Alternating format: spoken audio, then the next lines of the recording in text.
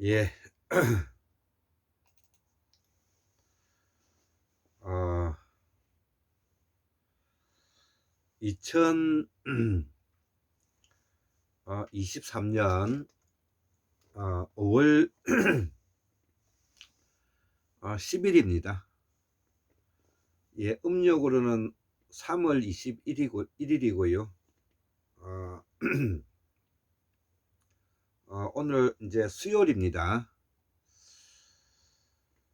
자, 그래서 오늘은 이 환국 문명 학술은 그 262번째 첫 번째 강의로서 문재인 정권 5년은 문민 정권의 한계를 보여준 대사건이다. 막스 베버가 말한 열정, 책임, 균형감 없는 무능이 시민의 슬픔과 상실감을 준 장본인이다. 여기 이제 제목인데요. 요 내용을 한 5토막 이렇게 이제 앞으로 한번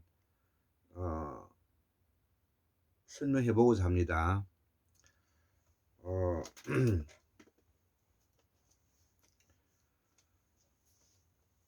제가 이 환국문명학술원이라는 이름을 붙여서 우리 단체가 연구를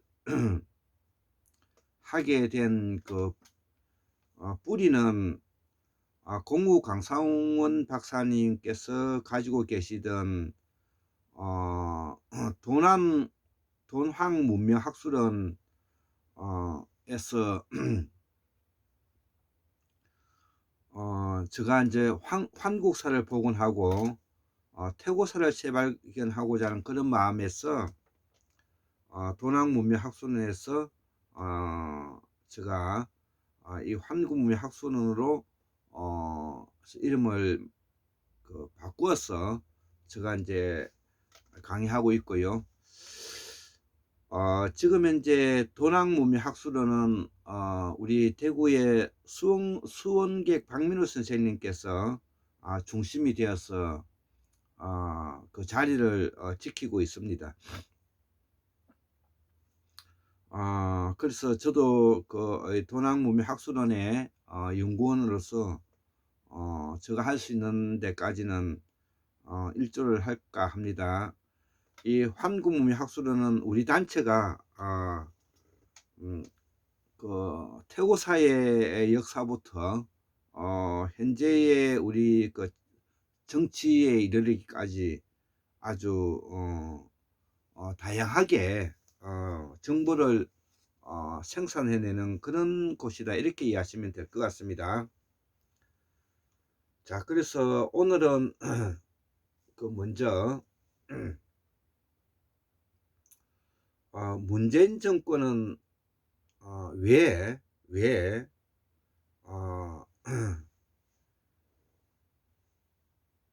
그림자 대통령이라고 말하는 홍석현이라든지, 그리고 거짓말쟁이인 이 윤석열과 같은 사람을 등용하고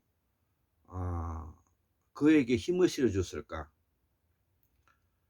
그리고 정의감과 법과 원칙을 중심으로서 권한을 행사하는 추미애 법무부 장관님과 조국 법무부 장관님과 같은 의로운 사람들을 내치버리고 문재인 정권은 왜 내내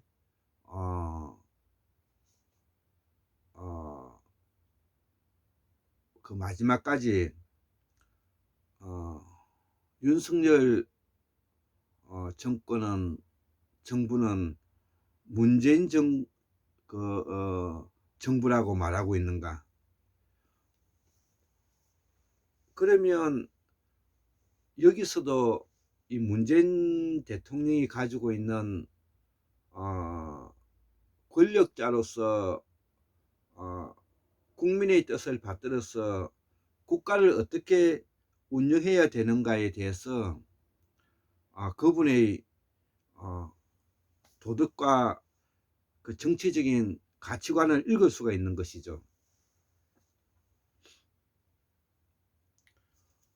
홍석현은 아시다시피 그 삼성 그 회장님 이건희의 부인인 홍라희의 오빠이지 않습니까? 그리고 이승만 정권 때 법무부 장관 하셨나 한 홍진기라는 분이 그 아버님이고요. 그리고 삼성과 더불어서 JTBC 중앙일보를 가지고 있는 언론사 사주이기도 하지 않습니까?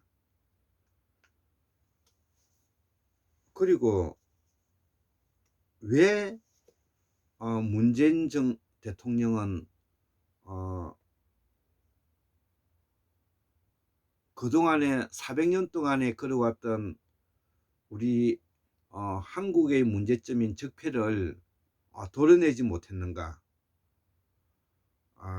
그것은 바로 문재인 대통령 자체가 전혀 역사관이나 현실감을 가지지 못한, 공시성과 통시성을 전혀 가지지 못한 그러한 소유의 사고의 소유자라는 것입니다. 그래서 일찍이 사회학의 그 아버지라고 말을 하는 이 막스 베버가 말하기를, 어떠한 일에 대한 열정이 있어야 되고 거기에 대해서는 책임을 져야 되며 그 책임을 지고 일을 해 나가는 데는 균형감을 가지고 있어야 된다고 말해왔지 않습니까? 그런데 이 문재인 대통령은 추미애와 윤석열 검찰총장과의 그 갈등에서도 균형감을 가지지 못했고요. 조국 장관과 윤석열 간의 그 권력투쟁에서도 균형감을 가지지 못했죠. 그리고 충분히 자기의 생각과 자기의 프로그램이 있었다면은 적폐를 계획할 수 있는 좋은 기회가 있었음에도 불구하고 민주당의 만년 토호 세력인 이낙연, 박지원, 정세균 와 충청의 토호 세력인 박병석이, 이상민, 이런 사람과 김진표 같은 이런 사람들과 손을 잡고 전혀 기획을 하지 못했던 것이죠.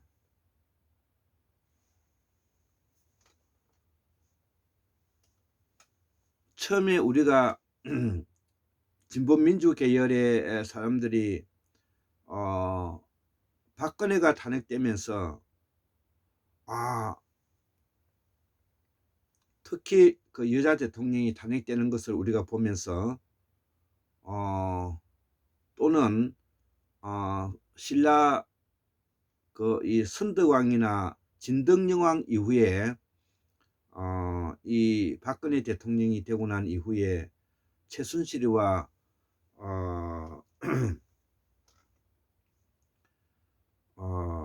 정부를 농단하는 일이 있음으로 인해서 이 쫓겨나는 이 과정을 보았지 않습니까?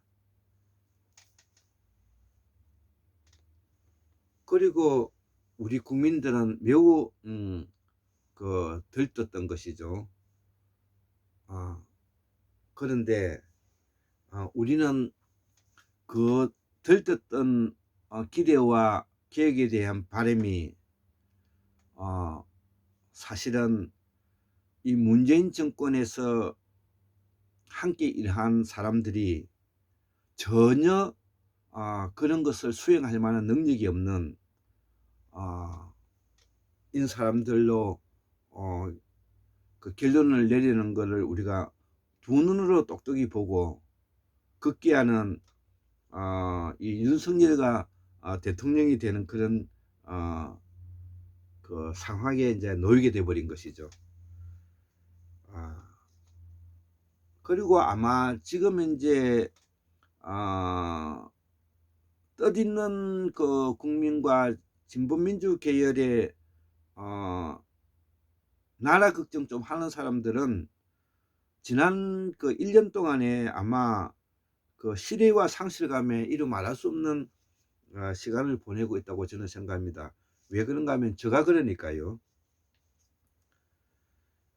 아 그 우리가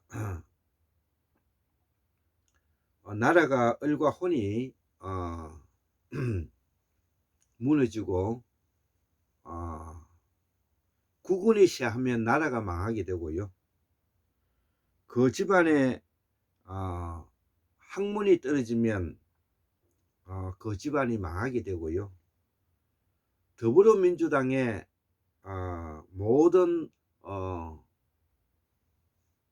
능력과 역량이 바닥이 되는 것을 보면서 더불어민주당이 망하게 되는 것은 당연한 것입니다. 그 모습을 1 년이 지난 지금 현재의 우리가 더불어민주당의 모습을 보면서 우리가 알 수가 있는 것이죠. 그중에서 소장파 국회의원들 좀 하고 이재명이가 당대표가 지금 현재 그나마 안간 힘을 쓰면서 버티고 있죠.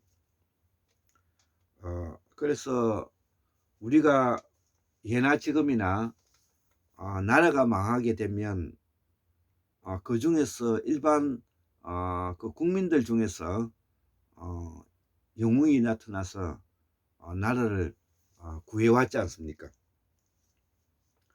우리가 고려시대 때 강감찬 장군이라든지 조선시대 때 이수신 장군 같은 분이 그런 분이고요.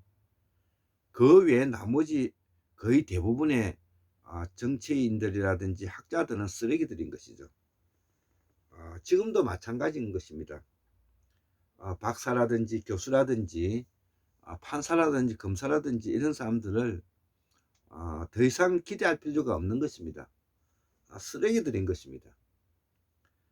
그들은 열정과 책임, 균형감이 없는 것은 물론이고 앞으로 우리 한국 사회가 어떻게 나가야 되는지에 대해서 지방 분권화가 되고 자율성을 가지며 네트워크가 되어서 우리가 앞으로 스위스나 이런 독일과처럼 우리 한국은 영세 중립국으로서 앞으로 스위스와 같은 이런 내각제를 개헌해서 우리 국민이 일치 단결해서 가지 않으면 4대 강국에 언제나 휘둘리게 돼 있는 것입니다. 그래서 이미 그 문재인 정권으로 인해 가지고 정권 5년 동안에 우리나라가 지금 현재 망가질 대로 다 망가져 가고 있는 이 모습 속에서 우리가 해야 할 일은 바로 우리 시민과 국민이 해야 할 일은 바로 앞으로 스위스와 같은 영세 중립국으로서 내각제를 바탕으로 해서 한국을 새롭게 설계해 나가는 길만이 남았다. 그 길에 그 뜻있는 젊은이들이 앞으로 많이 나와야 될 것이다. 그런 생각을 하면서 우리가 얼마나 진보민주 계열에 있는 국회의원이나 문재인 대통령을 포함해서 많은 사람들 그 믿었지만 배신당한 그 기분을 이루 말할 수 없는 것입니다. 그래서 오늘 한국문명학술은 262번째 첫 번째 내용의 결론은 우리는 문재인 그 정권 5년 동안에 그들에게 속았고 그들은 그만한 일을 해낼 수 있는 능력이 없음을 우리가 알았고 앞으로 우리가 해야 할 방향과 목표는 스위스와 같은 영세 중립국으로서 우리 조선반도를 새롭게 디자인해 나가는 확고한 목표를 가지고 여기에 많은 젊은이와 국민들과 시민들이 앞으로 여기에 서로 의견을 우리가 그 화합하는 그런 길만이 우리가 가야 할 길이다. 저는 그렇게 생각해서 오늘 첫 번째 강의는 스위스와 같은 영세 중립국으로서 앞으로 스위스와 같은 정치 형태로서 우리 한국 사회를 새롭게 디자인해 나가자. 예, 그런 의미에서 오늘 강의를 올렸습니다. 예, 감사합니다.